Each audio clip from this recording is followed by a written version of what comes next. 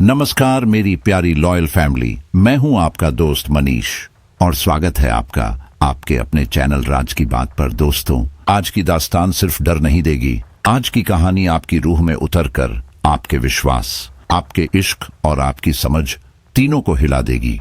क्योंकि हम अक्सर मान लेते हैं कि प्यार बस एक एहसास है, रूहों से जुड़ा रिश्ता है। पर सवाल ये है, अगर वही रूह किसी और जन्म से बंधी हो तो, अगर वो प्रेम किसी पिछले जीवन की अधूरी कसम हो तो, और अगर उस मोहब्बत में इश्क नहीं, एक श्राप दफन हो तो क्या होगा? दोस्तों, आज की कहानी हमें ले जाएगी एक प्राचीन हवेली में, जहां दीवारें सिर्फ खामोश नहीं, जिंदा हैं, जहां आईने सिर्फ चेहरा नहीं, अतीत दिखाते हैं, और जहां मोहब्बत का मिलन देह नहीं, आत्मा की कीमत मांगता है। ये प्रेम कहानी नहीं, ये वह बंधन है जो जन्मों से चल रहा है, जहां प्यास इश्क से भी गहरी है, जहां इंतजार सदियों से लंबा है, और जहां एक यक्षिणी अपने 7वें मिलन में मोक्ष खोज रही है। तो दोस्तों, वीडियो को आखिर तक जरूर देखिए। अगर कहानी आपकी रूह तक पहुंच जाए तो लाइक कीजिए, अपने विचार कमेंट में लिखिए और चैनल को सब्सक्राइब करना मत भूलिए, क्योंकि आपका हर सपोर्ट हमें और भी अंधेरी और भी रहस्यमयी दुनिया के दरवाजे खोलने की हिम्मत देता है। तो तैयार हो जाइए, गहरी सांस लीजिए, क्योंकि आज हम प्रवेश करने वाले हैं उस हवेली में जहां प्यार नहीं, आत्मा की प्यास राज करती है। चलिए शुरू करते हैं। चारों तरफ सन्नाटा था, हवा में धूल तैर रही थी, जैसे किसी ने वक्त को रोक दिया हो। रेगिस्तान की दिशा से आती सूखी हवाएं रेत के बवंडर उठाती और गिरती, जिससे पूरा इलाका किसी सोए हुए श्राप की तरह लगता था। राजस्थान के रेतीले ढोरों के बीच बसा एक उजड़ा गांव, काला द्वीप। नाम सुनते ही ऐसा एहसास होता था जैसे कोई पुराना पाप फिर से जाग उठा हो। अर्जुन राठौड़ ने गांव की मिट्टी पर पहला कदम रखा तो जूते में रेत भर गई, पसीना माथे से बहा, मगर हवा ठंडी थी।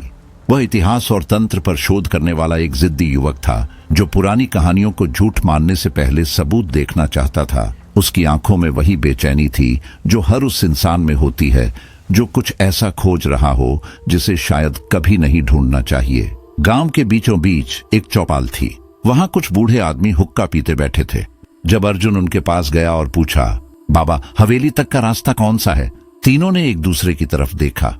एक बूढ़े ने हुक्का नीचे रखा, उसकी उंगलियां कांप रही थीं। कौन सी हवेली बेटा? यही जो रेतीले टीलों के पार है। कहा जाता है वहां रानी चंद्रलेखा रहती थी।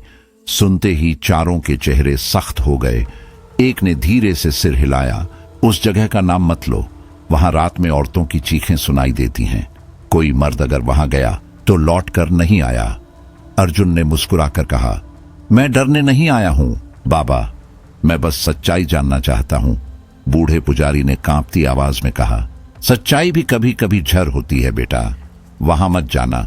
वो हवेली किसी के आने की नहीं, किसी की लौटने की जगह नहीं। अर्जुन ने उन्हें धन्यवाद दिया और आगे बढ़ गया। शाम ढल रही थी जब वह हवेली के सामने पहुंचा। सामने टूटी दीवारें, झुकी हुई मेहराबें और दरवाजे पर जले हुए दीपक के अवशेष पड़े थे। ऐसा लग रहा था मानो वहां कोई पूजा अधूरी छोड़ दी गई हो।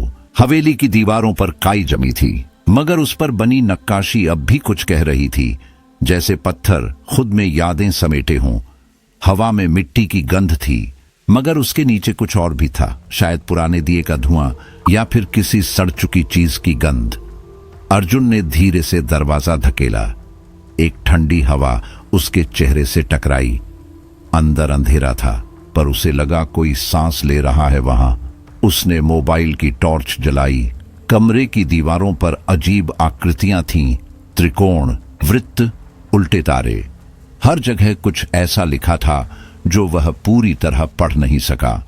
जले हुए कपड़ों के टुकड़े, टूटी मूर्तियां और दीवारों पर सूखे रक्त जैसे धब्बे। बीच में एक पत्थर की मूर्ति थी, एक स्त्री की।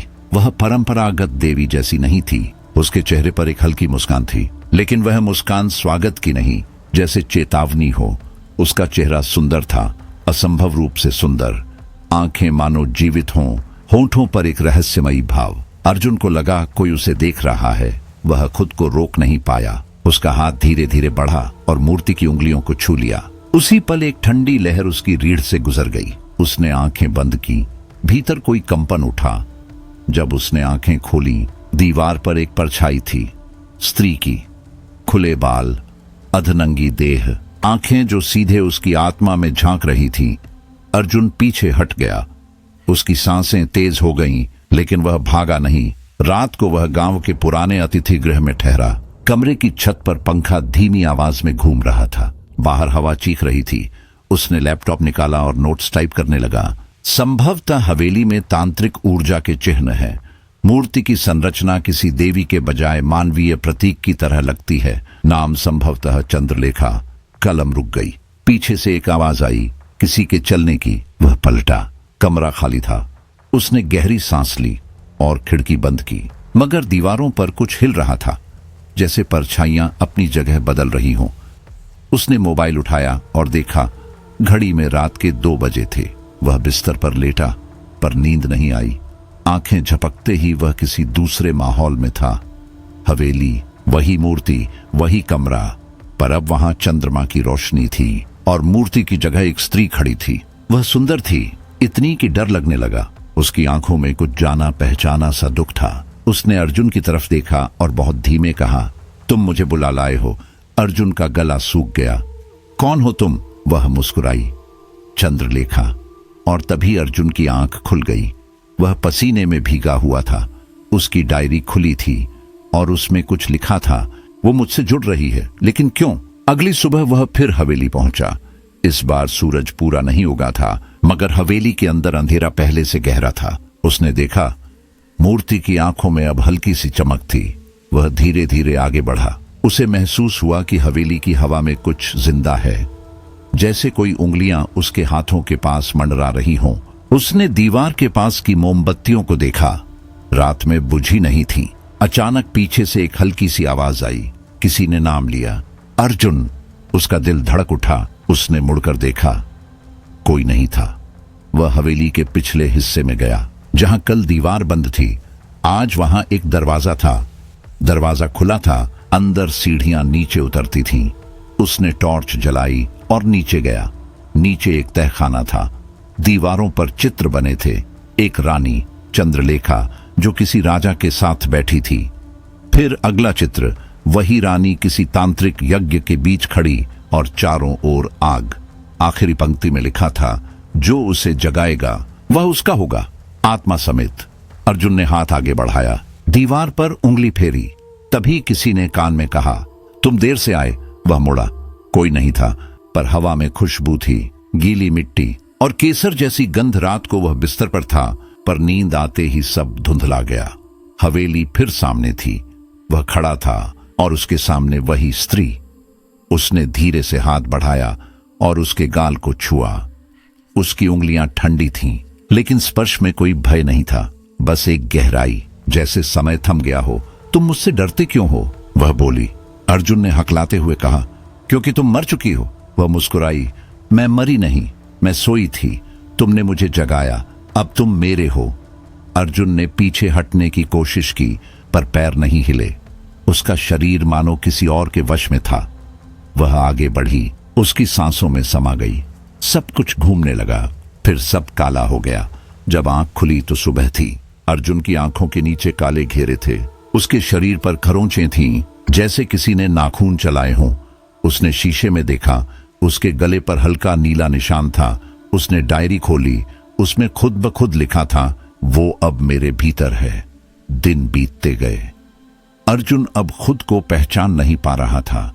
उसकी आवाज बदल गई थी। उसकी आंखें हमेशा थकी रहती। गांव वाले उससे कटने लगे। पुजारी ने एक दिन उसे देखा और डर गया। बेटा, तुम्हारे पीछे वो है, अब छोड़ दो ये जगह। अर्जुन बोला, अब बहुत देर हो चुकी है बाबा, वो मुझसे चाहती है और मैं अब खुद नहीं हूं। पुजारी ने कांपते हुए मंत्र पढ़े, पर अर्जुन मुस्कुराने लगा। वही मुस्कान जो मूर्ति के होठों पर थी। रात को हवेली के भीतर मोमबत्तियां खुद ब खुद जल उठी। हवा में वह गंध फिर से फैली, चंदन और राख की। हवेली की दीवारें जैसे सांस ले रही थीं। अर्जुन भीतर गया। चंद्रलेखा उसके सामने खड़ी थी। अब तो तुम समझ गए ना? उसने कहा। प्रेम आत्मा से होता है, शरीर से नहीं। अर्जुन की आंखों में आंसू आ गए। अगर ये प्रेम है तो मैं आजाद क्यों नहीं हूं? वह मुस्कुराई। क्योंकि प्रेम और मृत्यु एक ही है अर्जुन। जो मुझे जगाता है वो मेरा होता है सदा के लिए। उसने अर्जुन का चेहरा अपने हाथों में लिया। उसकी हथेलियां ठंडी थीं। अर्जुन ने आंखें बंद की। फिर हवेली में सिर्फ हवा की आवाज थी। सुबह जब गांव वाले पहुंचे, हवेली का दरवाजा खुला था। अंदर पत्थर की मूर्ति अब दो आकृतियों की थी, एक स्त्री और उसके पास एक पुरुष जिसका चेहरा अर्जुन जैसा था, और मूर्ति के होठों पर वही मुस्कान थी, आमंत्रण देती पर चेतावनी भी। बाहर हवा चल रही थी और कोई बहुत धीमी आवाज जैसे कह रही थी, वो लौट आया है हमेशा के लिए। रक्त चढ़ेगा, चंद्र उठेगा और तब द्वार खुलेगा। इस वाक्य की गूंज मानो हवेली की दीवारों में बंद किसी सोए हुए श्राप की तरह फैल रही थी। कहानी अब शुरू हो चुकी थी। अर्जुन को नहीं पता था कि यह रास्ता उसे कहां ले जाएगा, लेकिन जो भी शक्ति इस हवेली में दबी थी वह अब जाग रही थी और उसे अपने करीब खींच रही थी, जैसे कोई अदृश्य हाथ उसकी आत्मा को तलवे से पकड़कर भीतर की ओर खींच रहा हो। अर्जुन की रातें अब नींद की नहीं रह गई थीं। जब भी वह आंखें बंद करता, हवेली की ठंडी हवा और चंद्रलेखा का चेहरा सामने आ जाता। पहले वह एक धुंधली छाया थी, फिर एक आकृति और अब एकदम साफ एक स्त्री जिसकी आंखों में गहरा दुख था और जिसकी उपस्थिति सपने जैसी होकर भी असली महसूस होती थी। वह नंगी नहीं लगती थी, वह अधूरी लगती थी, जैसे जीवन से छीनकर बीच में छोड़ दी गई कोई कहानी जो अंत तक पहुंचने के लिए किसी की आत्मा ढूंढ रही हो। जब भी वह दिखती, उसकी आंखों में एक अनकही याचना होती, एक वासना नहीं बल्कि उससे भी भारी कुछ, एक भूख जो आत्मा को भेद देती थी। अर्जुन जब उसकी ओर देखता, उसे लगता कि उसके भीतर एक खालीपन है और चंद्रलेखा जैसे उसे भीतर से भर देना चाहती हो। वह जब सपनों में उसके पास आती, अर्जुन का शरीर गर्म हो जाता, सांसें भारी हो जाती और उसकी चेतना जैसे किसी और परछाई में डूबने लगती। हर बार वह और ज्यादा उसकी गिरफ्त में चला जाता, लेकिन सुबह जब अर्जुन उठता तो सच्चाई उसके सामने खड़ी होती। उसकी गर्दन पर हल्के निशान, पीठ पर जैसे किसी ने खरोंचा हो और सीने पर किसी उंगलियों का दबाव।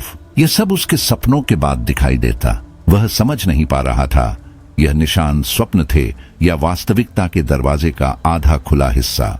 एक रात हवेली के अंधेरे गलियारों में घूमते हुए अर्जुन को फिर वही खिंचाव महसूस हुआ। हवेली के बीचों बीच एक पुराना जला हुआ कक्ष था। वह हमेशा खाली लगा था, लेकिन उस रात अचानक जमीन पर बना तांत्रिक मंडल जल उठा। नीली और लाल लपटें उसकी रेखाओं के साथ घूमने लगीं, मानो कोई प्राचीन मंत्र हवा में घुल रहा हो। हवेली की दीवारें कांपने लगीं और धुएं के बीच चंद्रलेखा प्रकट हुई। इस बार वह पहले जैसी दयनीय नहीं थी। उसका रूप अलौकिक था और उसकी आंखों में एक भयानक दृढ़ता।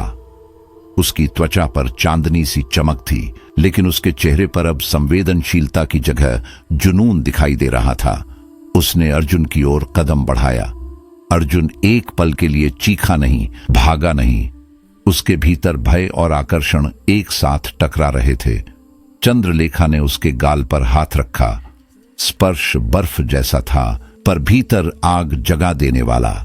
उसी पल अर्जुन के घुटने कमजोर पड़ गए और वह तांत्रिक मंडल के बीच गिर पड़ा।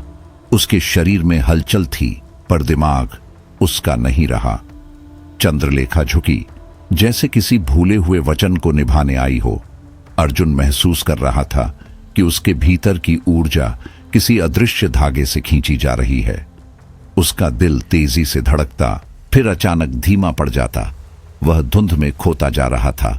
जब सब शांत हुआ, हवेली स्थिर खड़ी थी, पर अर्जुन की सांसें बोझल थीं। उसका शरीर ठंडा था, जैसे उसका ताप किसी और में समा गया हो। चंद्रलेखा ने उसे अपनी बाहों में थाम कर कहा, तुम मेरी अधूरी आत्मा हो अर्जुन। मैं सदियों से प्रतीक्षा कर रही हूं। तुम्हारे बिना मेरा मुक्ति मार्ग अधूरा है। उसकी आवाज में करुणा थी, लेकिन उसकी मुस्कान में कोई रहस्य जलता हुआ दिखाई देता था। अब अर्जुन उसका विरोध नहीं कर पा रहा था। रातें उसकी नहीं रहीं। हर रात चंद्रलेखा उसे हवेली के उसी कक्ष में बुलाती।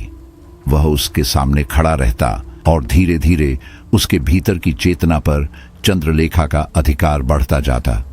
वह अर्जुन को अपनी ओर खींचती, उसे अपने अतीत, अपने दर्द और अपने बंधन की धुंध में डुबो देती।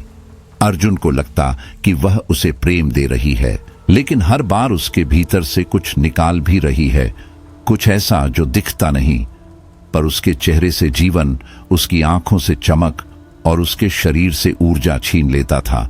दिन बीतने लगे, अर्जुन का चेहरा पीला पड़ने लगा, आंखों के नीचे काले घेरे गहरे होते गए, नींद तो जैसे कोई चुरा ले गया हो। दूसरी ओर चंद्रलेखा का चेहरा और निखरता जा रहा था। उसकी आंखों में अब केवल दर्द नहीं, बल्कि एक उग्र चमक दिखाई देने लगी। अर्जुन समझ गया कि वह सिर्फ कोई आत्मा नहीं, वह कोई तांत्रिक सत्ता है जिसे किसी श्राप ने जकड़ रखा था और अब वह उसी के माध्यम से मुक्त होना चाहती है। 7वीं रात के पहले जब अर्जुन फिर उसके पास पहुंचा, चंद्रलेखा ने उसके पास आकर धीमे से कहा, 7 रातें पूरी करो, फिर सब कुछ तुम्हारा होगा। लेकिन उस रात उसकी आंखें वैसी नहीं थीं जैसी पहले थीं। उनमें रक्त सी चमक थी, जैसे किसी दबी हुई राक्षसी शक्ति ने करवट बदली हो। हवेली की दीवारों पर उसकी परछाई कई रूपों में फिसल रही थी। कहीं वह एक औरत, कहीं एक सर्प, कहीं एक जलती हुई रानी की तरह। अर्जुन समझ चुका था कि अब वह इस खेल में सिर्फ प्रेमी नहीं, शिकार भी है। हर रात एक नई अनुभूति उसे और गहराई में धकेल रही थी और उसके बदले उसकी आत्मा का कोई हिस्सा उससे छिन्न होता जा रहा था। वह भाग भी नहीं सकता था और रुककर बच भी नहीं सकता था। और तब अर्जुन को पहली बार एहसास हुआ, हवेली में बंद यह प्रेम कहानी नहीं, एक आह्वान था। और वह आने वाली 7वीं रात सिर्फ चंद्रलेखा की मुक्ति नहीं, उसकी आत्मा की अंतिम कीमत भी बन सकती थी। अब अर्जुन समझ चुका था कि यह कोई प्रेम कथा नहीं थी, यह एक सौदा था, देह को माध्यम बनाकर आत्मा की कुर्बानी लेने वाला समझौता। चंद्रलेखा उसे अपने अतीत, अपने श्राप और अपनी भूख से बांध रही थी और अर्जुन के पास अब मात्र 2 विकल्प बचे थे, या तो इस सौदे को पूरा करे या फिर इसी हवेली में टूटकर खत्म हो जाए।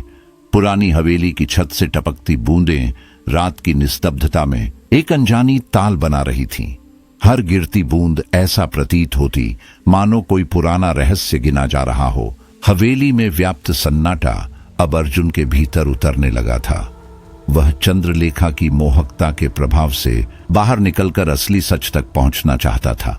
वह जानना चाहता था कि इस हवेली के सीने में ऐसा कौन सा इतिहास दफन है जिसने सदियों बाद भी दीवारों और परछाइयों को जिंदा रखा है।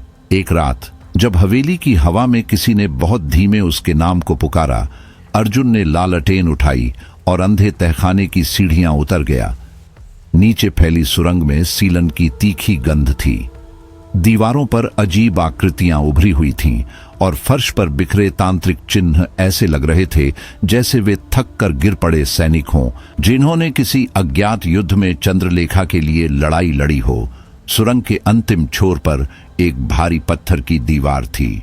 उस पर संस्कृत में उकेरे शब्द थे, काम और मृत्यु के बीच जो बचे वही यक्षिणी को। समझे अर्जुन ने अपने हाथ उस दीवार पर रखा और जैसे ही उसका स्पर्श पड़ा, पत्थर अपने आप खिसक कर खुल गया। उसके पीछे धूल से भरा एक गुप्त कक्ष था, एक पुस्तकालय। दीवारों पर लगी अलमारियों में रखे प्राचीन ग्रंथ, तांत्रिक लेख और समय से पीले पड़े पन्ने। अर्जुन ने कांपते हाथों से एक ग्रंथ उठाया। उस पर लिखा था यक्षिणी साधना और तांत्रिक जीवन विज्ञान। जैसे ही उसने पन्ने पलटे, उसमें लिखे शब्द किसी सोई हुई सच्चाई की तरह जागने लगे। उसी ग्रंथ में उसे चंद्रलेखा की असली कहानी मिली। वह कोई साधारण आत्मा नहीं थी, वह एक प्राचीन राज्य की राजकुमारी थी, रूप और विद्या दोनों में अद्वितीय। उसकी सुंदरता और बुद्धि के कारण उसका नाम देवियों के साथ लिया जाता था। पर फिर आया रुद्र, एक तांत्रिक जो उससे प्रेम करने लगा। जब चंद्रलेखा ने उसका प्रेम अस्वीकार किया, रुद्र ने प्रतिशोध में उसे यक्षिणी बनने का श्राप दे दिया। एक ऐसी सत्ता जिसे देह से ऊर्जा खींचकर अमृतत्व पाना होता है और इस अमृतत्व की कीमत होती है किसी जीवित आत्मा का क्षय। ग्रंथ आगे बताता था कि यक्षिणी हर सप्तचंद्र रात्रि में किसी पुरुष को अपने वश में करती है। 7 रातों तक वह उसे धीरे धीरे भीतर से खोखला कर देती है, जब तक कि उसकी आत्मा पूरी तरह बुझ न जाए। अर्जुन के मन में बेचैनी और डर साथ साथ उमड़ने लगे। उसे लगा कि अकेले इस रहस्य को सुलझाना मुश्किल होगा। उसने अपने पुराने रिसर्च पार्टनर मेघा शुक्ला को संदेश भेजा। मेघा एक पुरातत्व विशेषज्ञ थी और कभी अर्जुन की प्रेमिका भी। वह अनिच्छा के बावजूद हवेली पहुंची। जैसे ही उसने हवेली में कदम रखा, वह ठिठक गई। उसकी आंखों में डर उतर आया। मेघा बोली, अर्जुन, यह जगह सांस ले रही है, दीवारें जिंदा महसूस हो रही हैं। दोनों तहखाने तक पहुंचे। वहां खोजते खोजते उन्हें एक टूटा हुआ तांत्रिक यंत्र मिला। ग्रंथ के अनुसार यही वह यंत्र था जिसे रुद्र ने हवेली की आत्मिक शक्ति को बांधने के लिए गाढ़ा था। लेकिन वह यंत्र अब टूट चुका था। जैसे ही अर्जुन ने उसे हाथ में लिया, हवेली की दीवारें फड़कने लगीं, मानो कोई कैद में पड़ी शक्ति आजाद हो रही हो। रात घनी थी और हवेली के कोनों में अंधेरा धड़क रहा था। दीवारों की दरारों से लाल धुआं उठने लगा। तभी चंद्रलेखा प्रकट हुई। लेकिन यह वही स्त्री नहीं थी जिसे अर्जुन हर रात सपनों में देखता था। उसका चेहरा उग्र था, आंखें जल रही थीं और उसके बाल हवा में ऐसे लहरा रहे थे जैसे कोई तूफान उनकी जड़ें हिला रहा हो। उसकी आवाज में पिघला क्रोध था। वह चीखी, यह रात मेरी है, अर्जुन मेरा है, तू यहां क्यों आई है? स्त्री मेघा सहम कर पीछे हट गई। अर्जुन ने पहली बार चंद्रलेखा का यह भयानक रूप देखा। उसकी उंगलियां नुकीली हो चुकी थीं। हवेली की घड़ियां उल्टा चलने लगीं। समय में एक दरार सा खुल गया। 3 बार रात शुरू हुई और हर बार समय वहीं लौट आता। अर्जुन इस चक्र में कैद होने लगा। हवेली मानो एक जाल बुन रही थी जो उसे छूटने नहीं देना चाहता था। उस रात अर्जुन को एक ऐसा स्वप्न आया जो स्वप्न नहीं, किसी काल बोध जैसा था। वह खुद को एक तांत्रिक मंदिर में खड़ा देखता है। उसके सामने अग्नि की ज्वालाओं में से एक आकृति प्रकट होती है, रुद्र। उसकी जटाएं धधकती आग जैसी थीं और आंखों में पिघला हुआ प्रतिशोध। रुद्र ने कहा, चंद्रलेखा मेरी थी, मैंने उसे श्राप दिया और मैंने ही उसे यक्षिणी बनाया। अब तुम उसे छू रहे हो और उसके श्रापित चक्र में प्रवेश कर चुके हो। या तो उसे मुक्त करो या उसी अंधकार में डूब जाओ जिसमें वह कैद है। अर्जुन का खून जैसे जम गया।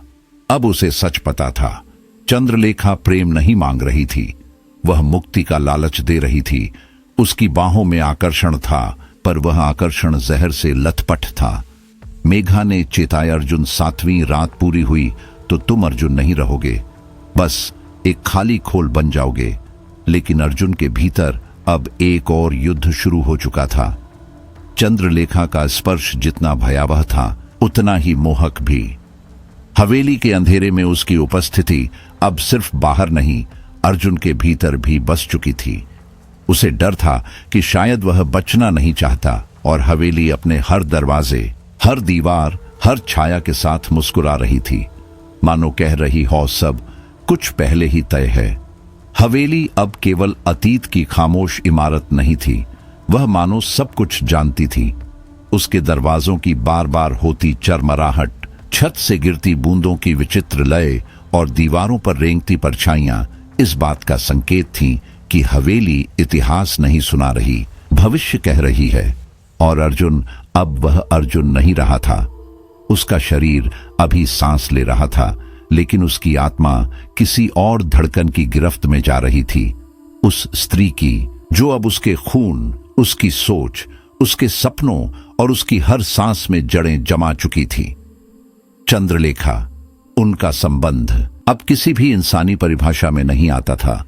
यह प्रेम नहीं था, यह वासना भी नहीं थी, यह कुछ और था, कुछ जो इंसान की देह और रूह के बीच की आखिरी रेखा को मिटा देता है। हर रात चंद्रलेखा अर्जुन के सामने नए रूप में प्रकट होती। कभी वह नीले जल से उभरती किसी जलपरी की तरह, जिसकी भीगी लटें हवेली के ठंडे फर्श पर अंधेरे की नमी फैला जाती। उसकी आंखों में गहरे समुद्र जैसी अतृप्त प्यास होती और अर्जुन उस प्यास में डूबता चला जाता। कभी वह नागिन सी देह लेकर उसके चारों ओर लिपट जाती। उसकी फुसफुसाहट अर्जुन के कान को छूती और अर्जुन का पूरा अस्तित्व अनजानी सनसनी से भर जाता। और एक रात वह साध्वी का रूप लेकर आई।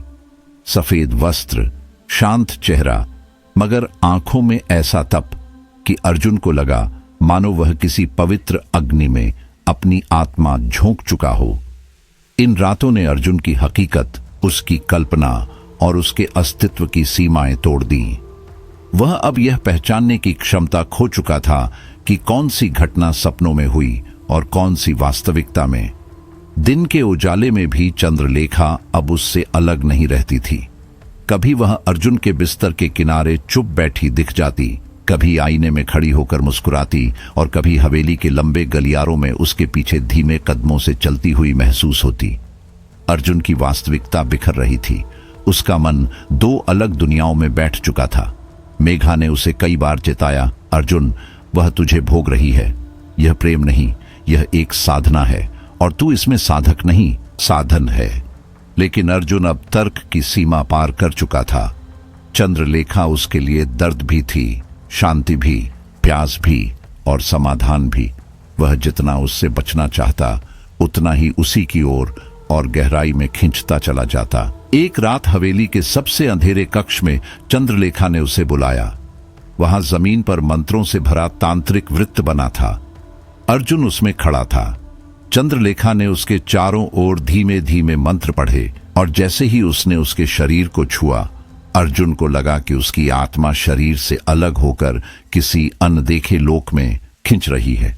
उसकी आंखें उलट गईं, सांसें थमने लगीं। एक क्षण के लिए उसने खुद को अपने ही शरीर से बाहर तैरते देखा। वह कहीं और था, एक नीली धुंध से भरा लोक। अनगिनत यक्षिणियां वहां विचित्र गीत गा रही थीं। वह स्थान अलौकिक और भयावह दोनों था। दिव्यता और पिशाचत्व की मिलीजुली गंध हवा में तैर रही थी। अर्जुन उस लोक में जैसे एक शिकार की तरह खड़ा था। चंद्रलेखा वहां रानी की भांति सिंहासन पर बैठी थी। उसने कहा, देखा अर्जुन, यह मेरा असली लोक है। 7वीं रात पूरी होते ही मैं श्राप से मुक्त हो जाऊंगी। मैं फिर से इंसान बनूंगी और तू मेरा राजा होगा। उसकी आवाज में प्रेम था, पर प्रेम से अधिक पागलपन। अर्जुन सम्मोहित सा उसकी ओर बढ़ा, लेकिन तभी उसके सामने एक और द्वार खुला। वहां उसे 7 चित्र दिखाई दिए। 7 पुरुष। सभी की आंखें बंद थीं, चेहरे पर हल्की मुस्कान और शरीर निर्जीव।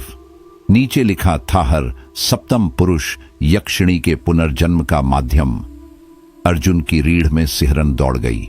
उसे समझ आ गया कि चंद्रलेखा जिसे वह राजा कह रही थी, वह दरअसल बलि था, अंतिम दीपक, जिसकी लौ बुझाकर वह मानव रूप पुनः प्राप्त कर सकती थी।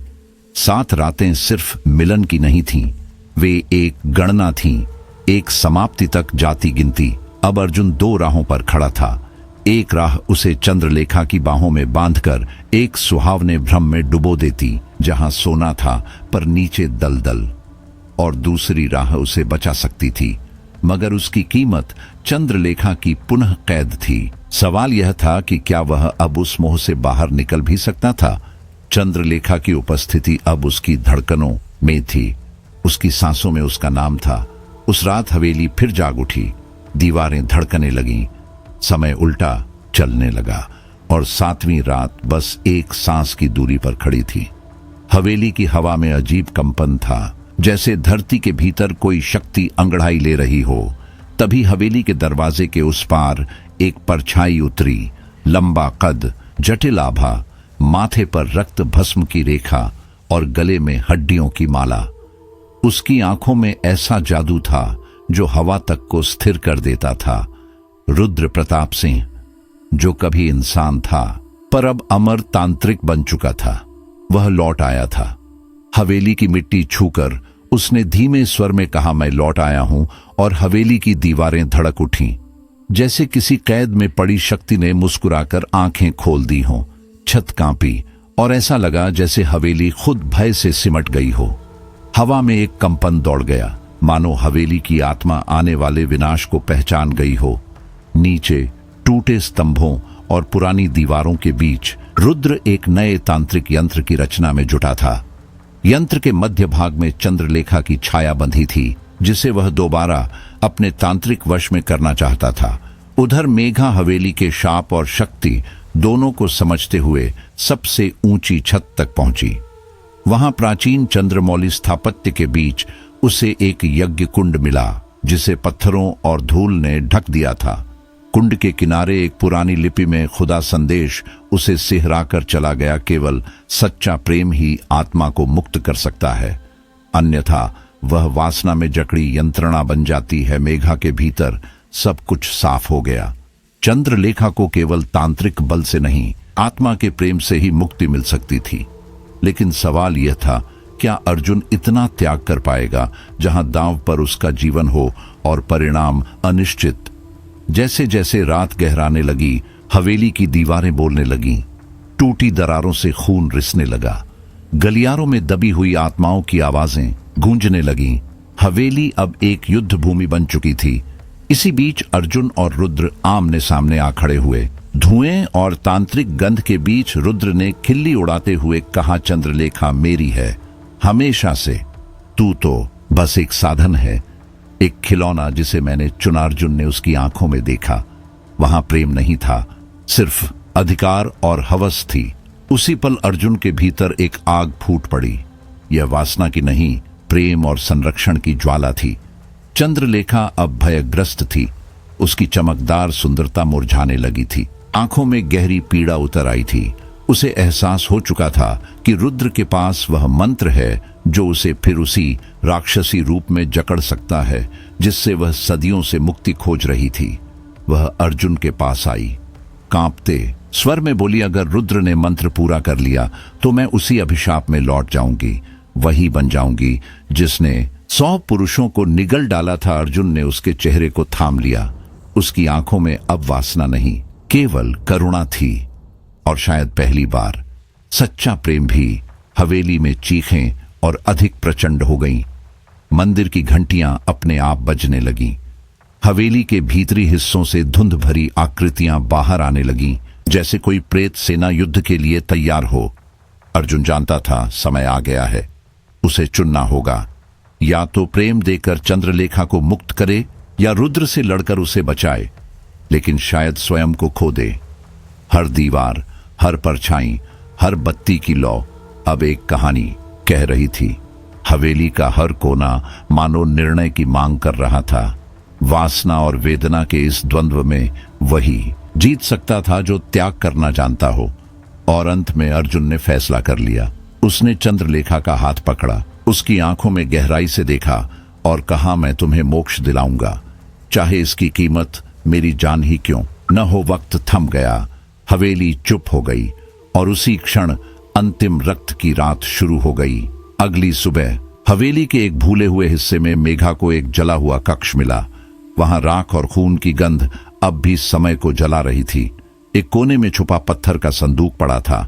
उसमें एक राजवंश का अभिलेख था, हवेली का असली इतिहास, एक ऐसा सच जिसे अब तक सिर्फ हवेली की दीवारें जानती थीं। जब अर्जुन और मेघा ने मिलकर वह ग्रंथ पढ़ा तो सत्य की दरारें खुल गईं। चंद्रलेखा कोई दुष्ट आत्मा नहीं थी, वह एक दिव्य राजकुमारी थी, सौंदर्य और विद्या की प्रतीक। लेकिन राज्य का महातांत्रिक मंत्री रुद्र उसकी सत्ता, उसके शरीर और उसके जीवन पर अधिकार चाहता था। वह प्रेम का छल रचता गया और जैसे ही चंद्रलेखा उसके जाल में भरोसे के साथ उतर आई, रुद्र ने उसे तांत्रिक यज्ञ में बांध दिया। उसे यक्षिणी बनने का श्राप देकर सदियों की चुभन में कैद कर दिया। चंद्रलेखा अब न कोई इच्छा रखती थी, न स्वतंत्रता। वह एक जीवित तांत्रिक शस्त्र बन चुकी थी। लेकिन असली घाव तब लगा जब अरिहंत, जो चंद्रलेखा से सच्चा प्रेम करता था, उसे बचाने आया और रुद्र ने यज्ञ में उसकी बलि चढ़ा दी। उसी क्षण चंद्रलेखा का हृदय टूट गया और उसी क्षण हवेली की यह कथा जन्मी। उस रात हवेली की छत अचानक कांप उठी। टूटी हुई लकड़ियों ने ऐसे कराहना शुरू किया मानो हवेली खुद डर से सिकुड़ गई हो। हवा में राख तैर रही थी और हर दरार से कराहती आवाजें उठ रही थीं। रुद्र अंधकार के बीच खड़ा तांत्रिक यंत्र रच रहा था। आग के बीच उसने एक वर्तुल बनाया और उसके केंद्र में चंद्रलेखा की छाया बांध दी। वह उसे वापस अपनी बंदी बनाना चाहता था, अपनी साधना का एक बार फिर साधन।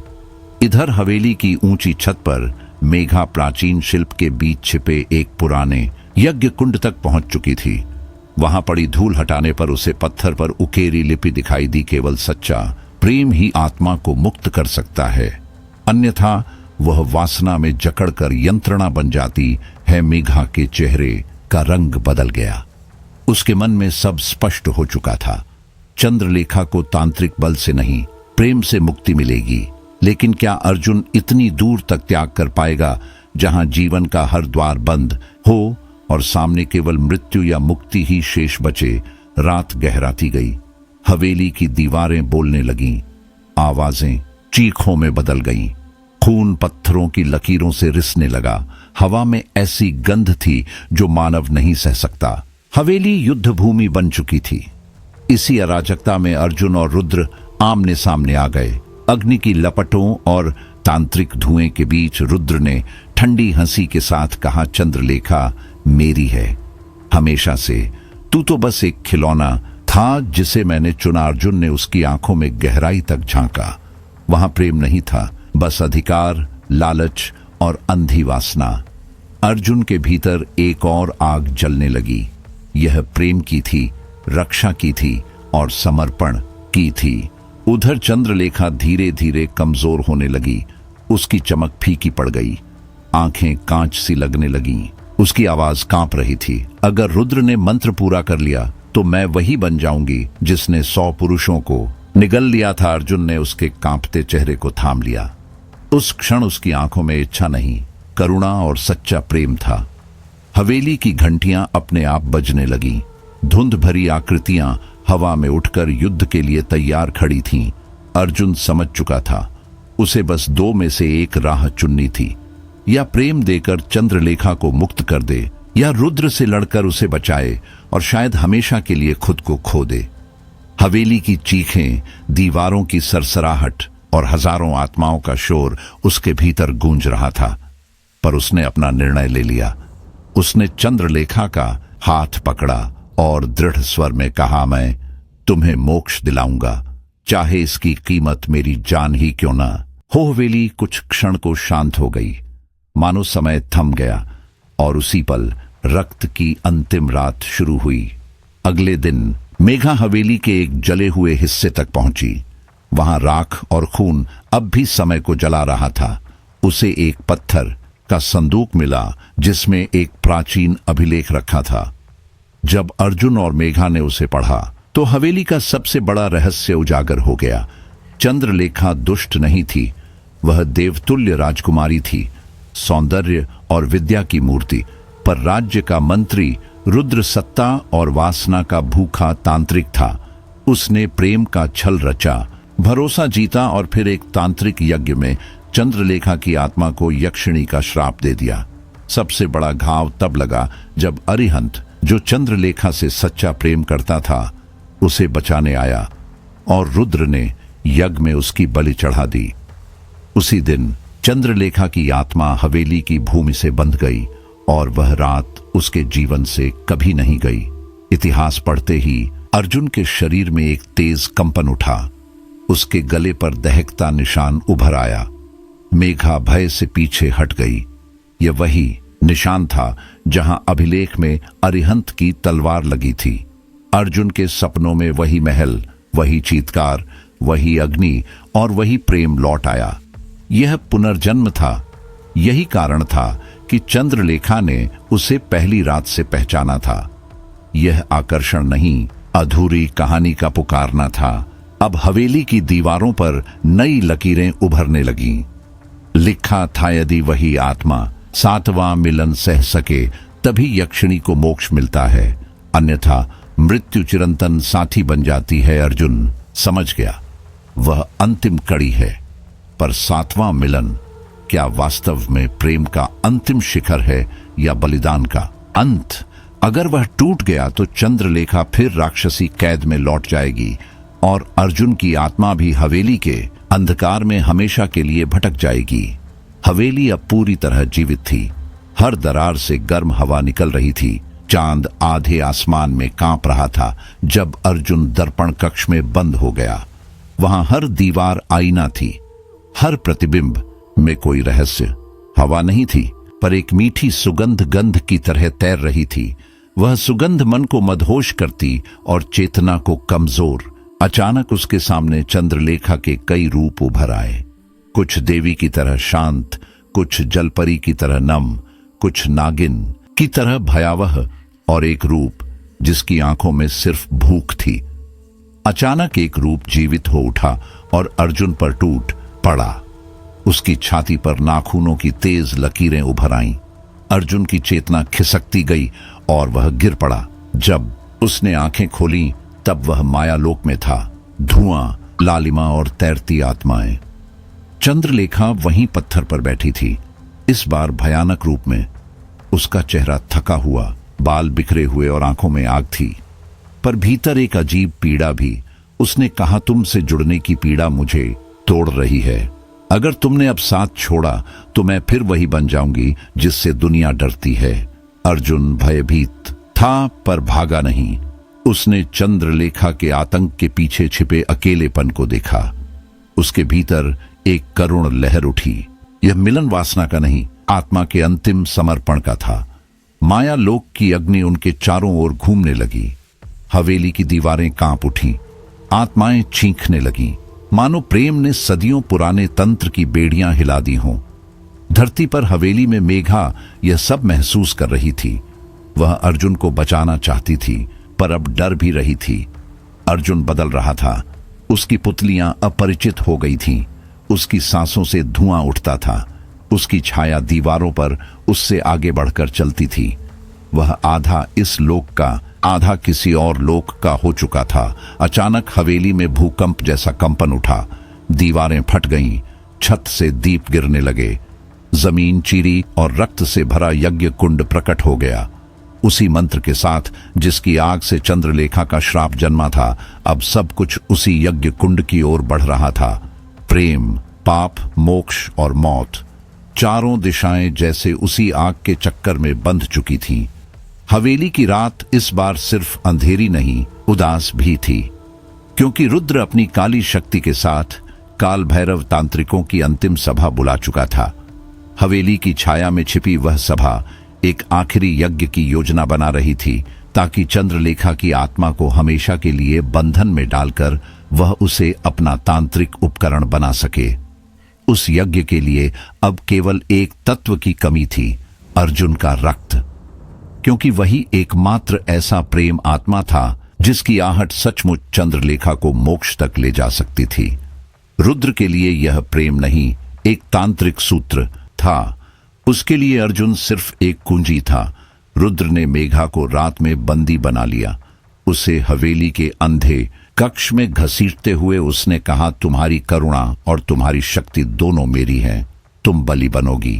नारी ऊर्जा बिना कोई तंत्र पूरा नहीं होता। हवेली की दीवारें फड़कने लगीं, आत्माएं चीखने लगीं, अंधेरा एक भयानक तांडव में बदल गया। इसी बीच अर्जुन ने चंद्रलेखा की पीड़ा महसूस की। वह उसके बिना मिटने लगी थी। उसकी आत्मा बिखर चुकी थी, मगर उसकी शक्ति अब भी भस्म की तरह भीतर सुलग रही थी। अर्जुन समझ चुका था कि प्रेम सिर्फ आकर्षण या देह की चाहत नहीं, प्रेम एक उत्तरदायित्व और बलिदान है। और तब यज्ञ कुंड पर युद्ध शुरू हुआ। वह तांत्रिक युद्ध था।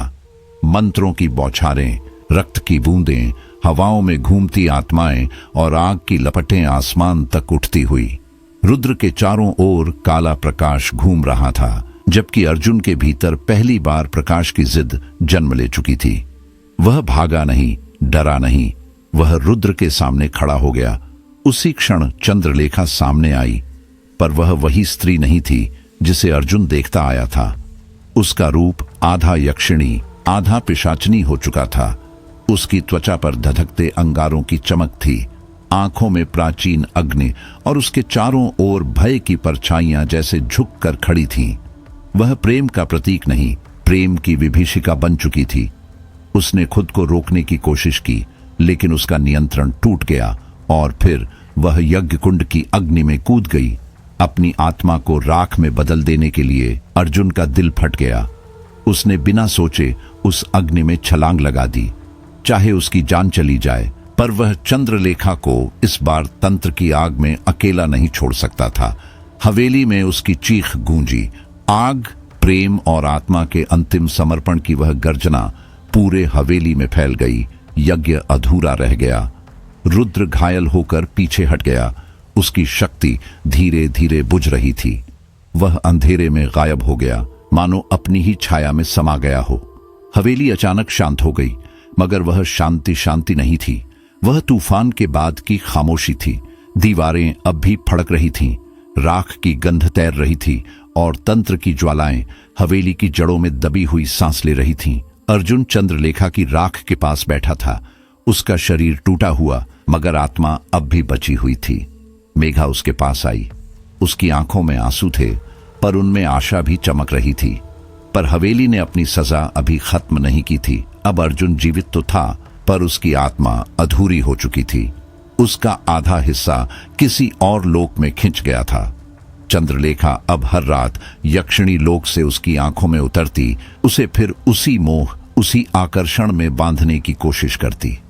लेकिन अर्जुन अब कैदी नहीं, उद्धारक बनना चाहता था। वह जान चुका था कि यह मिलन प्रेम नहीं रहा, यह एक प्राचीन पिशाचिनी संस्कार बन चुका था। मेघा ने हवेली की तंत्र पुस्तकों में पढ़ा और उसे चेताया, तू अब आधी आत्मा है। अगर 7वां मिलन पूरा हो गया तो तू इस लोक में नहीं बचेगा, तू उसके लोक का वासी बन जाएगा।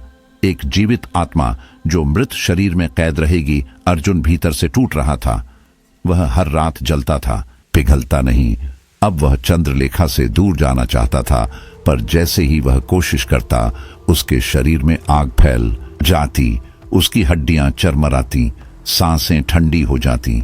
उसकी आत्मा जैसे चिल्लाकर कहती, भाग नहीं सकता। चंद्रलेखा उसे देखती और धीमे स्वर में कहती, मुझे मोक्ष चाहिए अर्जुन, और मोक्ष मृत्यु से होकर गुजरता है। तुम्हें मेरे साथ मरना होगा। वह मुस्कुराती, मगर वह मुस्कान सुंदर नहीं, एक पिशाचिनी की हंसी थी, जिसमें तड़प थी, दर्द था और पागलपन भी। एक रात अर्जुन ने हिम्मत की और उसे खुद से दूर धकेल दिया। बस इतना होते ही हवेली का पूरा कक्ष अचानक रक्त से भर उठा। चंद्रलेखा की आंखों से आंसू नहीं, अंगारे टपक रहे थे। उसका चेहरा पिघलते मोम की तरह विकृत होता जा रहा था। उसका रुदन हवेली की नींव तक को हिला रहा था और दीवारों में छुपी आवाजें फुसफुसाने लगीं, प्रेम का त्याग ही मोक्ष है। त्याग, त्याग। अर्जुन डर गया, पर इस बार उसने निगाहें नहीं झुकाईं। पहली बार उसने आंखें मिलाकर स्वीकार किया कि यह कहानी अब किसी और मोड़ के इंतजार में नहीं रह सकती। इसे अंत चाहिए। वह भाग नहीं सकता था, वह लौट भी नहीं सकता था। उसे अंत तक जाकर निर्णय देना ही होगा। अगली सुबह हवेली की एक दीवार अचानक पीछे खिसक गई। धूल के बीच एक गुप्त कक्ष खुला, जिसमें एक काली शिला रखी थी। वह कर्म चक्र शिला थी। शिला के चारों ओर असंख्य आत्माओं की आकृतियां उकेरी थीं, जैसे समय उनमें कैद होकर स्थिर हो गया हो। उसके नीचे एक वाक्य लिखा था, यदि प्रेम त्याग से उपजे तभी आत्मा मुक्त होती है। वासना में जन्मा प्रेम सिर्फ एक नया शाप है। अर्जुन अब सब समझ चुका था। उसे कोई हिंसा, कोई बलिदान, कोई तांत्रिक सिद्धि नहीं चाहिए थी। उसे सिर्फ त्याग करना होगा, वही त्याग जो सच्चे प्रेम को प्रेम बनाता है। उसने अपनी ही उंगली चुभोकर दीवार पर खून से एक वचन लिखा, मैं तुम्हें प्रेम से विदा दूंगा, मृत्यु से नहीं।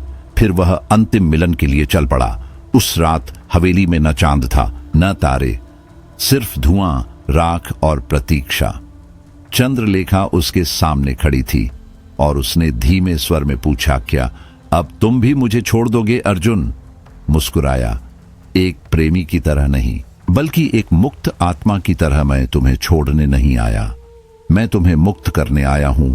अगले ही पल हवेली कांपने लगी। तांत्रिक शक्तियां चारों दिशाओं से एकत्र होने लगीं। अंतिम मिलन आरंभ हो चुका था। यह मिलन वासना का नहीं, वेदना का था।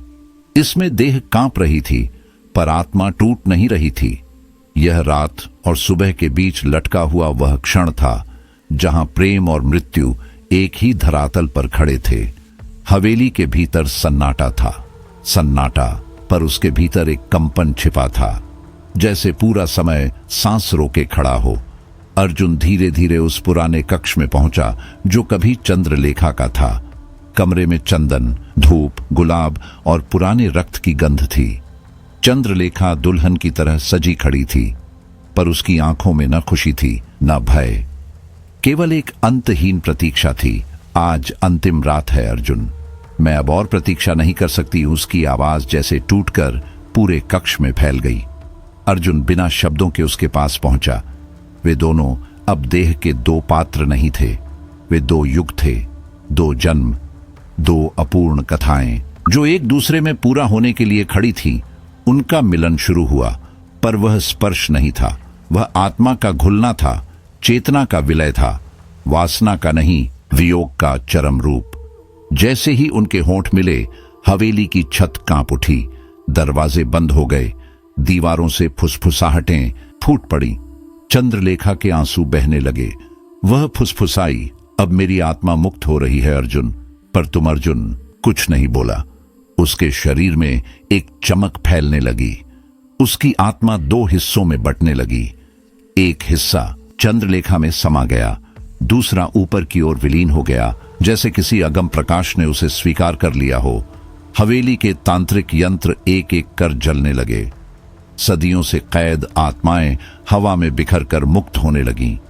उनकी चीख विलाप में नहीं, शांति में बदलने लगी। उसी क्षण अर्जुन जमीन पर गिर पड़ा, थका हुआ, निढाल, लेकिन उसके चेहरे पर अद्भुत शांति थी। चंद्रलेखा जो अब यक्षिणी नहीं रही, उसके माथे को चूमा और कहा, मैं अब अभिशाप नहीं, प्रेम बन गई हूं।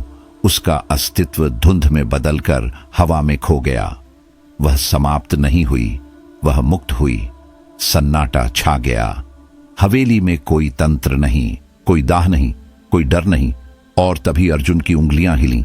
उसने आंखें खोली, पर वे आंखें वैसी नहीं थीं। एक आंख में मानव की मासूम रोशनी थी, दूसरी में किसी दूसरे लोक की शांति और आग।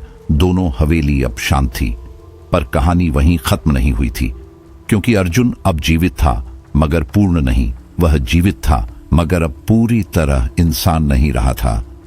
उसकी सांसों में हवेली की खामोशी उतर चुकी थी। उसकी रगों में चंद्रलेखा की स्मृतियां बह रही थीं। उसने प्रेम देकर मोक्ष तो पा लिया, पर अपनी इंसानियत कहीं पीछे छोड़ दी। गहरी नींद और समय से परे एक शून्य में अर्जुन ने आंखें खोली। वह हवेली के पुराने गुफा कक्ष में था। वहां न सूरज की रोशनी थी, न चांदनी, बस एक ठंडी अदृश्य तांत्रिक ऊर्जा थी जो उसकी हड्डियों में उतरी हुई महसूस होती थी। उसके शरीर में अब मनुष्य जैसी गर्माहट नहीं बची थी। हर नस में एक अनजानी शक्ति बह रही थी, जैसे रक्त की जगह तंत्र का प्रवाह चल रहा हो। अर्जुन ने अपनी हथेली देखी, उसमें हल्की नीली चमक तैर रही थी। वह चंद्रलेखा की आत्मा का अंश था, जो अब उसके भीतर स्थायी रूप से जड़ें जमा चुका था। वह अब आधा मानव और आधा यक्ष बन चुका था, और यह परिवर्तन हर सांस के साथ गहराता जा रहा था। उसी समय मेघा कक्ष में आई। अर्जुन को जीवित देखकर उसकी आंखों में राहत चमकी, लेकिन अगले ही पल वह सन्न रह गई। अर्जुन की आंखें हर क्षण बदलती थीं।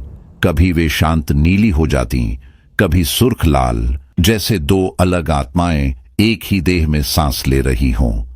अर्जुन ने उसकी ओर देखा, पर उसकी दृष्टि में अब वह नरमपन नहीं था। वहां एक गहराई थी जो आकर्षण भी थी और विनाश का संकेत भी। मेघा ने धीमे स्वर में पूछा, तुम ठीक हो? अर्जुन ने बस मुस्कुरा दिया। वह मुस्कान मनुष्य की नहीं थी, उसमें एक अनजानी प्राचीन शक्ति की छाप थी। अर्जुन हवेली छोड़ना चाहता था, पर जैसे ही उसने हवेली की सीमा की ओर कदम बढ़ाया, एक भयावह चीख हवा में गूंजी। हवेली का एक हिस्सा अचानक आग में जल उठा। लपटें बिना कारण उठीं, मानो हवेली ने उसे रोक लिया हो, या शायद उसका कोई हिस्सा अब हवेली बन चुका था जो उसे बाहर जाने नहीं दे रहा था। उस रात अर्जुन को स्वप्न आया। स्वप्न नहीं, एक दृष्टि। उसने हवेली के आंगन में युद्ध देखा। खून की नदियां बह रही थीं। अनगिनत आत्माएं किसी अदृश्य शत्रु से जूझ रही थीं।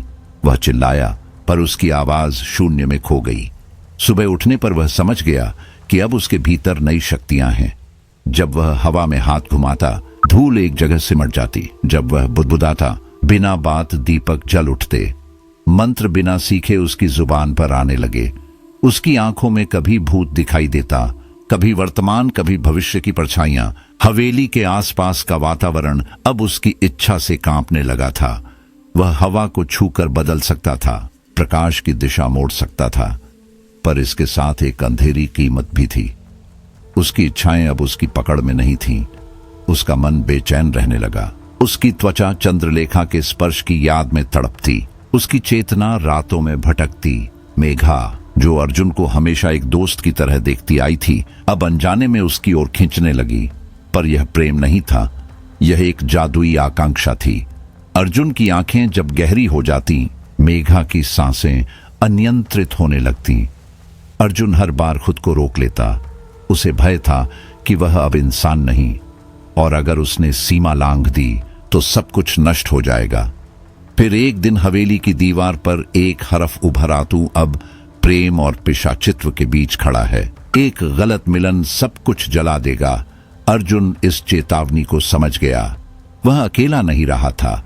उसके भीतर दो आत्माएं थीं, एक जिसने प्रेम किया था और दूसरी जो वासना और श्राप से उठकर पुनर्जन्म पा चुकी थी। हवेली में अब शांति नहीं थी। वहां एक नई हलचल थी, एक नया द्वंद्व, एक नई त्रासदी जो बस जन्म लेने ही वाली थी। गहरी छाया में दो मोर्चे खड़े थे। एक तरफ अर्जुन और चंद्रलेखा की अधूरी प्रेमात्मा, दूसरी तरफ मेघा जो वर्षों से अर्जुन को प्रेम करती रही और अब भावनात्मक तथा शारीरिक रूप से टूटती जा रही थी। मेघा की आंखों में रात की पीड़ा थी। उसके होठों पर अनकहे सवाल थे। क्या उसे अर्जुन पर कोई अधिकार है या वह सिर्फ एक परछाई बनती जा रही है? हवेली ने अर्जुन को पकड़ लिया था और मेघा उस पकड़ में घुटती हुई खड़ी थी। तभी अर्जुन के भीतर एक फुसफुसाहट गूंजी। चंद्रलेखा की आवाज, मेघा को छूना, मेरी मुक्ति को खत्म करना है। उस आवाज में क्रोध नहीं था, सिर्फ पीड़ा थी। एक ऐसी पीड़ा जिसने अर्जुन को भीतर तक रोक दिया। वह कुछ क्षणों के लिए मूर्छित सा हो गया, जैसे आत्मा फिर दो हिस्सों में फटने लगी हो। हवेली की हवा थम गई। दीवारों ने धीमी कंपन के साथ संकेत दिया कि संतुलन टूट चुका है। अर्जुन ने खुद को संभाला और मेघा से दूरी बनाने की कोशिश की, पर हवेली की ऊर्जा और चंद्रलेखा की शेष चेतना ने एक अनजाना रूहानी आकर्षण पैदा कर दिया। वह आकर्षण आधा इच्छा था, आधा मोह और पूरी तरह खतरनाक। एक रात मेघा ने खुद पर नियंत्रण खो दिया। उसकी आंखों में लालिमा उतर आई, सांसें तेज होने लगीं और वह धीमे कदमों से अर्जुन की ओर बढ़ी। उसका चेहरा ऐसा था मानो किसी अदृश्य भूख ने उसकी आत्मा को जकड़ लिया हो। वह अर्जुन के करीब आई। कमरे में शरीरों की गंध, बेचैन सांसें और हवेली की दीवारों पर गिरती परछाइयां घूमने लगीं। यह क्षण प्रेम था या अभिशाप, कोई तय नहीं कर पा रहा था। तभी हवेली में एक चीख गूंजी, अगर तू प्रेम को वासना में बदल देगा तो मैं पिशाचिनी बन जाऊंगी। यह चंद्रलेखा की आत्मा थी। उसकी चेतावनी, उसकी तड़प, उसका विरह। अर्जुन ठिठक गया। मेघा भी वहीं रुक गई। उसकी आंखों से आंसू फूट पड़े। मैं क्या हूं तुम्हारे बीच, सिर्फ एक देह? यह शब्द हवेली की दीवारों पर चोट की तरह गूंजे। अर्जुन ने उसे थाम लिया। उसके चेहरे पर पीड़ा, उसकी आंखों में अचरज और दिल में टूटन थी। अर्जुन समझ चुका था, मेघा उसके जीवन की स्मृति मात्र रह गई है। उसका वर्तमान और भविष्य उस आत्मा से बंध चुका है जो अब भी पीड़ा में चीख रही थी। वह मेघा को हवेली की सीमा तक ले गया। हवेली के दरवाजे से ठीक पहले उसने कहा, तू मेरा अतीत है मेघा, लेकिन मेरा वर्तमान और भविष्य उस आत्मा से बंधा है जो मोक्ष मांग रही है। मेघा का दिल चूर हो गया, फिर भी उसकी आंखों में एक सुकून था। उसने समझ लिया कि यह लड़ाई उसकी नहीं है। पर हवेली शांत नहीं थी। दीवारें फड़फड़ाईं, जैसे किसी अदृश्य दुनिया की नजर फिर इसी ओर उठ गई हो। दूर अंधेरे में रुद्र दिखाई दिया, अपनी नीली जटाओं, रक्तमाला और धधकती आंखों के साथ। वह फिर एक नया यज्ञ रचने वाला था, एक ऐसा यज्ञ जिसमें प्रेम, वासना और आत्माएं फिर एक बार चक्र में फंसाई जाएंगी। फिर अचानक पूरी हवेली हिल उठी। रुद्र ने एक उग्र तांत्रिक वार से चंद्रलेखा की आत्मा को अर्जुन से अलग कर दिया। अर्जुन की देह पीछे फेंक दी गई और हवेली की नींव कांप गई। चंद्रलेखा की आत्मा अलग होते ही हवेली में मृत आत्माओं का तांडव खुल पड़ा। दीवारों से विचित्र आकृतियां उभरने लगीं, जिनके चेहरे मरे हुए भावों से भरे थे। व्यंग्य, पीड़ा और अंतहीन त्रासदी। फर्श पर रक्त फैलने लगा। हवेली मानो अपनी पिछली सदी के पाप फिर उगल रही थी। समय रुक गया, पर अंधेरा और तेज हो चला था। रुद्र ने मध्य में एक विशाल रक्त चक्र तांत्रिक मंडल रचा। वह लाल था, गहरा था और उसकी धड़कन हवेली तक में सुनाई दे रही थी। उस मंडल के केंद्र में चंद्रलेखा की आत्मा कैद कर दी गई, जहां रुद्र उसे एक अमर अभिशाप में बदलने वाला था। एक कामपिशाचिनी, एक अनंत शापित देवी, एक ऐसी सत्ता जो केवल वासना और मृत्यु पर जिए। चंद्रलेखा रो रही थी, पर उसकी आवाज अब सुनाई नहीं दे रही थी। मंडल के चारों ओर अंगारे फूट रहे थे और रुद्र तांत्रिक अभिशापों के मंत्र पढ़ रहा था। उन मंत्रों में खून की गंध थी, हवस की दरारें थीं और किसी अनंत भूख की परछाई। अर्जुन भीतर से चटकने लगा। रुद्र ने उसकी ओर देखते हुए कहा, अगर तुझे चंद्रलेखा चाहिए तो अपने प्राण दे। अर्जुन की आंखें डोल गईं। यह प्रेम की पुकार थी या मृत्यु की मांग, वह तय नहीं कर पा रहा था। हवेली की दीवारें फिर से फड़फड़ाईं, जैसे हर ईंट ने इस प्रश्न को सुना हो। और तभी मेघा लौट आई। उसकी आंखों में आंसू नहीं थे, आग थी। उसने दृढ़ आवाज में कहा, अगर अर्जुन गिरा तो मैं खुद उसे वह शक्ति दूंगी जिससे चंद्रलेखा मुक्त हो सके। फिर शुरू हुआ असली तांत्रिक युद्ध। रुद्र की काली शक्ति, अर्जुन की अधूरी आत्मा और मेघा की निष्ठा मंत्रों की गूंज, रक्त की बौछार, अग्नि की लपटें और हवेली की आत्माओं की चीखें, सब मिलकर हवेली को युद्ध भूमि बना चुकी थीं। दीवारें फट रही थीं, दीपक राख में बदल रहे थे, हवा में तंत्र शक्ति तैर रही थी। अर्जुन समर्थ था, पर कमजोर भी, क्योंकि उसकी आत्मा अधूरी थी और युद्ध पूर्ण समर्पण मांग रहा था। उसके भीतर अभी भी चंद्रलेखा की आत्मा का अंश सांस ले रहा था, परंतु परिणाम तय हो चुका था। अर्जुन ने अंतिम बार उठकर लड़ना शुरू किया, लेकिन रुद्र की तांत्रिक शक्ति अब अंधकार के चरम से निकलकर प्रकट हो चुकी थी। उसकी आवाज धीमी थी, मगर मंत्रों की गूंज इतनी प्रचंड कि हवेली की हर ईंट कांप रही थी। अर्जुन धीरे धीरे कमजोर पड़ने लगा। उसे महसूस हुआ कि समय उसके हाथ से फिसल रहा है। तभी मेघा ने बिना एक पल गंवाए अपना शरीर यज्ञ कुंड में अर्पित कर दिया। उसकी चीख, उसकी आस्था और उसकी आत्मा उस अग्निमंडल में धक उठी। अग्नि ने उसे निगल लिया और उसी क्षण मंडल में एक शुद्ध त्याग से उपजी ऊर्जा फूट पड़ी। यह ऊर्जा चंद्रलेखा की कैद आत्मा तक पहुंची। चंद्रलेखा ने उसे आत्मसात किया और उसकी जंजीरें टूटने लगीं। अगले ही क्षण वह प्रकट हुई। वह अब रात्रि की यक्षिणी नहीं थी। उसके चेहरे पर करुणा थी, आंखों में शांति और आभा में प्रेम की सच्चाई। रुद्र की शक्ति एक झटके में ध्वस्त हुई। वह दूर जा गिरा। उसकी आंखों में पहली बार भय के साथ एक अजीब दर्द दिखा। वह भाग तो गया, पर हवेली से उसकी तंत्र शक्ति हमेशा के लिए मिट चुकी थी। हवेली अचानक शांत हो गई। आत्माएं जो सदियों से कैद थीं, अब मुक्त होकर धीमे स्वर में गुनगुनाने लगीं। दीवारों में छिपी चीखें, कराहें और शापित गंध मिट गई। तंत्र यंत्र राख बनकर गिर पड़े। अर्जुन बेहोश था। मेघा का शरीर जा चुका था, पर उसका त्याग हवेली के हर कण में अंकित रह गया था। और चंद्रलेखा की आत्मा अब एक नर्म प्रकाश में बदल चुकी थी, मुक्त, पूर्ण और शांत। यह अध्याय समाप्त लग रहा था, लेकिन हवेली का तिलिस्म अभी पूरी तरह टूटा नहीं था। रात के अंतिम प्रहर में अर्जुन ने आंखें खोली। चंद्रलेखा उसके सामने खड़ी थी, अब आत्मा के रूप में, अंतिम संवाद के लिए। हवेली की ईंटें टूट रही थीं, खिड़कियां कराह रही थीं और आकाश से उजली रोशनी नीचे उतर रही थी। समय ठहर गया, जैसे हवेली स्वयं अंतिम शब्द सुनना चाहती हो। चंद्रलेखा बोली, तू मुझे मोक्ष दे सकता है अर्जुन, किंतु इसके लिए तुझे अपना सर्वस्व त्यागना होगा। उसकी आवाज में प्रार्थना भी थी और नियति भी। अर्जुन कांपा, मगर उसकी आंखों में दृढ़ विश्वास लौट आया। उसने एक कदम आगे बढ़ाया और कहा, मैं तैयार हूं। जैसे ही उनकी आत्माएं एक दूसरे में विलीन हुईं, हवा रुक गई, दीवारें थम गईं। हवेली की नींव से एक उज्जवल प्रकाश फूटा और वह पूरे वातावरण को चीरता हुआ ऊपर उठ गया। चंद्रलेखा की आत्मा प्रेम और मोक्ष का स्वर बनकर बिखर गई। उसकी अंतिम फुसफुसाहट हवेली में गूंजी। अब मैं प्रतीक्षा से मुक्त हूं। अर्जुन जमीन पर गिर पड़ा और सब कुछ अंधकार में डूब गया। जब उसने दोबारा आंखें खोली, वो एक पहाड़ी गांव में था, शांत, निर्मल और अपरिचित। हवेली, काल, तंत्र, अग्नि, मेघा, चंद्रलेखा सब स्मृति से धुंध की तरह गायब थे। उसकी हथेली में बस एक टूटी हुई ईंट की धूल और बुझ चुकी राख की एक परत थी जो हवा में उड़कर विलीन हो गई। अर्जुन अब भी जीवित था, पर वैसा मनुष्य नहीं रहा। उसकी आंखों में बचपन की मासूम रोशनी थी और कहीं गहरे एक ऐसी गहराई जिसे वह खुद भी नाम नहीं दे सकता था। उसके भीतर एक खालीपन था, पर उसी खालीपन में एक नया उगता सवेरा भी छिपा था।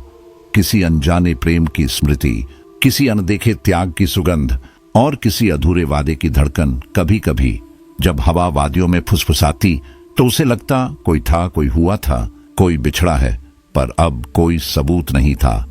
सिर्फ आत्मा की एक धीमी गूंज और एक नया जीवन जो कहीं से फिर शुरू होना चाहता था। अर्जुन अब शहर की भीड़ से दूर अपने पुराने पहाड़ी घर के एकांत कमरे में बैठा था। बरसात की हल्की खामोशी खिड़की पर दस्तक दे रही थी और उसके सामने खुले पन्नों पर उसकी उंगलियां थमी हुई थीं। कमरे में धूप की हल्की खुशबू थी, पर भीतर की हवा में अब भी एक अनकही बेचैनी तैर रही थी। उसने जो लिखा था वही अब उसके सामने किताब बनकर रखा था। यक्षिणी की रूहानी मोहब्बत, एक ऐसी कथा जिसे दुनिया महज एक उपन्यास मान रही थी, मगर वह जानता था कि उसमें दर्ज हर शब्द उसकी हड्डियों में जली सच्चाई से जन्मा था। पुस्तक विमोचन की शाम रोशनी, तालियों और मुस्कानों से भरी थी। फूलों की महक और कैमरों की चमक के बीच अर्जुन शांत खड़ा था, पर उसकी आंखें किसी और दुनिया में अटकी थीं। जलते दियों, तंत्र मंत्र और चंद्रलेखा की आधी मुस्कान के बीच तभी मंच पर एक युवती आई। उसकी चाल धीमी थी, पर उसकी आंखें, उन आंखों में वही सन्नाटा, वही अथाह अंधेरा और वही अनंत पीड़ा थी जिससे अर्जुन की आत्मा कभी मुक्त नहीं हुई थी। वह क्षण भर को जड़ हो गया। उसने जाना यह चेहरा उसने पहले नहीं देखा, पर उन आंखों को वह पहचानता था। वे चंद्रलेखा की थीं। कमरे की भीड़ एकदम शांत हो गई। वह युवती मंच के केंद्र पर खड़ी हुई। उसके होंठ हिले, आवाज फुसफुसाहट जैसी थी, मगर उसकी गूंज अर्जुन के सीने के आर पार उतर गई। तुम्हारे प्रेम ने मुझे मुक्त किया, पर क्या मैं तुम्हें भूल सकती हूं? अर्जुन की सांस रुक गई। उसने आगे बढ़ना चाहा, पर तभी वह युवती हवा में धुंध की तरह घुल गई। लोग चौंक उठे। कोई समझ नहीं पाया कि अभी क्या हुआ, पर अर्जुन के हाथ ठंडे पड़ चुके थे। वह मंच से दौड़ता हुआ खिड़की तक गया। बाहर सिर्फ रात थी, बारिश और सूनापन, कोई नहीं। वापस मुड़ा तो मेज पर सिर्फ एक पन्ना हिल रहा था, उसकी अपनी किताब का एक पन्ना, जिस पर हल्की केवड़े की खुशबू थी और कहीं गहराई से उठती हुई खून जैसी धात्विक गंध। अर्जुन ने पन्ना उठाया, उंगलियां कांप गईं। वह खुद से बुदबुदाया, कभी कभी प्रेम आत्मा से भी परे होता है। वह समय देह और मृत्यु की सीमाएं भी तोड़ देता है। उसी पल कमरे की हवा में एक हल्की सरसराहट उठी। गुलाब की पंखुड़ियों जैसी सुगंध आई और उसके भीतर एक पुरानी धड़कन जाग गई। वही धड़कन जिसने पहली बार चंद्रलेखा को उसकी आंखों में जगाया था। अर्जुन ने धीरे से आंखें बंद की। उसके होठों से सिर्फ एक टूटा हुआ वाक्य निकला, तुम गई नहीं, तुम कहीं यहीं हो। खिड़की के बाहर अंधेरे में हवा ठिठक गई, जैसे किसी ने दूर कहीं से उसे पुकारा हो। अर्जुन धीरे से मुस्कुराया। कहानी खत्म नहीं हुई थी। प्रेम कभी मरता नहीं, वह बस अपना रूप बदलता है। अर्जुन अब पहाड़ों के उस छोटे से कस्बे में रहता है जहां शाम ढलते ही बादल नीचे उतर आते हैं और दूर किसी बस्ती की टिमटिमाती रोशनी उसे याद दिलाती है कि कहीं ना कहीं कोई अब भी उसकी तरह जाग रहा होगा। उसके छोटे से घर की खिड़की से देवदार के पेड़ दिखते हैं, जिनके पीछे कभी कभी सूरज डूबते वक्त लाल हो जाता है। बिल्कुल वैसा ही रंग जैसे चंद्रलेखा की आंखों में था जब उसने आखिरी बार कहा था, अब मैं यक्षिणी नहीं, प्रेम बन गई हूं। दिन भर अर्जुन लिखता है। उसके कमरे में स्याही, कागज और लकड़ी की हल्की गंध बसी है। कलम उसकी उंगलियों से ऐसे बहती है जैसे उसमें किसी और की सांसें समाई हों। वह जो भी लिखता है उसमें हवेली की गूंज होती है, फर्श की दरारें, दीवारों की फुसफुसाहटें और वो अधूरा स्पर्श जो अब भी उसकी त्वचा में ठहरा है। कभी कभी रात को जब हवा बहुत ठंडी हो जाती है, वह उस पुरानी लाल शॉल को ओढ़ लेता है जो चंद्रलेखा ने आखिरी रात उसके कंधों पर रखी थी। शॉल से अब भी केवड़े की हल्की गंध आती है, या शायद यह उसका भ्रम है, पर हर बार जब वह उस गंध को महसूस करता है, कमरे में हवा थोड़ी भारी हो जाती है और खिड़की के शीशे पर नमी उतर आती है। वह जानता है कोई है वहां जो उसकी हर सांस गिन रही है, हर शब्द सुन रही है। वह अब डरता नहीं, क्योंकि उसने डर और प्रेम दोनों को एक साथ जिया है। उसकी आत्मा अब उस मुकाम पर है जहां दर्द भी शांति बन चुका है। वह हर शाम दिए जलाता है और खिड़की के पास बैठकर फुसफुसाता है, अगर तू सच में मुक्त है तो हवा में एक बार सरसराना। और अक्सर हवा सचमुच सरसराती है। पास की बस्ती के लोग कहते हैं कभी कभी पहाड़ी रास्तों पर रात को एक औरत की परछाई दिखती है जो सफेद साड़ी में चलती है और मुस्कुराती है। कहते हैं उसके पांव जमीन को छूते नहीं। अर्जुन बस हल्के से मुस्कुरा देता है। वह जानता है वह वही है। वह अब डर नहीं, उसका सुकून है। समय बीत गया। उसकी किताब यक्षिणी की रूहानी मोहब्बत अब देश भर में पढ़ी जाती है। लोग कहते हैं यह एक कल्पना है, पर अर्जुन जानता है हर शब्द, हर सच्चाई उसकी नसों से निकली है। जब वह मंच पर किताब के बारे में बोलता है तो उसकी आवाज धीमी और भारी हो जाती है। वह कहता है प्रेम जब आत्मा से टकराता है तो शरीर केवल माध्यम रह जाता है, उसके बाद कुछ भी वैसा नहीं रहता। भीड़ तालियां बजाती है, पर उसके कानों में सिर्फ वही फुसफुसाहट गूंजती है, क्या मैं तुम्हें भूल सकती हूँ। कभी कभी वह नींद में बोलता है मत जा, बस थोड़ी देर और जागने पर खिड़की आधी खुली मिलती है, पत्ते हिल रहे होते हैं और गुलाब की गंध के साथ हवा में हल्की खून की महक तैर रही होती है। वह जानता है कुछ रिश्ते खत्म नहीं होते, बस रूप बदलते हैं। प्रेम अगर सच्चा हो तो वह किसी न किसी रूप में लौट आता है, कभी हवा बनकर, कभी शब्द बनकर, कभी स्मृति बनकर। एक शाम वह पहाड़ी झील के किनारे बैठा था। सूरज ढल रहा था और झील का पानी लाल हो उठा था। वह बहुत देर तक उसे देखता रहा, फिर आंखें बंद की और फुसफुसाया, अब जा भी जा, तू आजाद है। उस पल उसे महसूस हुआ जैसे हवा के बीच से कोई गुजर गया हो। एक हल्की गर्मी उसके सीने से टकराई और फिर ठंडी होकर हवा में विलीन हो गई। उसने आंखें खोली। झील के ऊपर एक धुंधली आकृति उठ रही थी जो धीरे धीरे आसमान में खोती जा रही थी। उसने मुस्कुराकर सिर झुका लिया। वह जानता था अब सच में सब खत्म हो गया है, या शायद सब शुरू हो गया है। रात को घर लौटकर उसने अपनी डायरी खोली। पहला पन्ना खाली था। उसने लिखा, हर प्रेम कहानी का अंत नहीं होता, कुछ कहानियां बस विराम लेती हैं ताकि अगली बार जब आत्माएं मिलें तो वे एक दूसरे को पहचान सकें। फिर उसने कलम रख दी, दिया बुझाया और खिड़की से बाहर देखा। आसमान में आधा चांद था और वही पुरानी हवेली का आकार पहाड़ी के उस पार अंधेरे में झलक रहा था।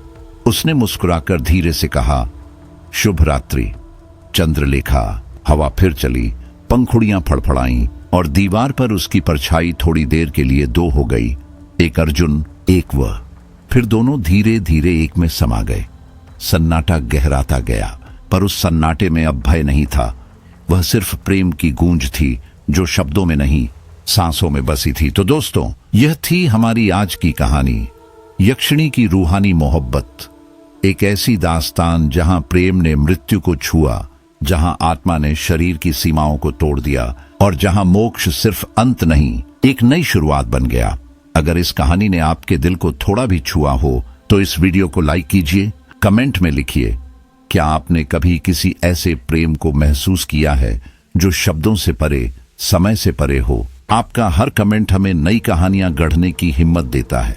हर लाइक हमें याद दिलाता है कि डर और प्रेम दोनों इंसान के भीतर ही रहते हैं। और हाँ, अगर आप भी रात की खामोशी में कभी किसी आवाज को सुनते हैं, अगर हवा में कभी किसी की गंध महसूस होती है, तो समझ लीजिए किसी की अधूरी कहानी अब भी आपकी खिड़की के बाहर सांस ले रही है। तो हमारे चैनल खौफनाक पॉडकास्ट को सब्सक्राइब कीजिए, बेल आइकन दबाइए, ताकि अगली बार जब कोई रूह आपको पुकारे तो उसकी आवाज सबसे पहले आपके कानों तक पहुंचे। अगली कहानी में मिलेंगे जहां फिर कोई आत्मा, कोई प्रेम, कोई सच आपकी रूह को छूने आएगा। तब तक के लिए अपनी खिड़कियां बंद रखिए, दिल खुले रखिए, क्योंकि डर वहीं बसता है जहां प्रेम अधूरा रह जाता है। मैं हूं आपका दोस्त मनीष और आप सुन रहे थे यक्षिणी की रूहानी मोहब्बत का आखिरी अध्याय। शुभ रात्रि। और याद रखिए, डर सिर्फ महसूस नहीं किया जाता, वो जिया जाता है।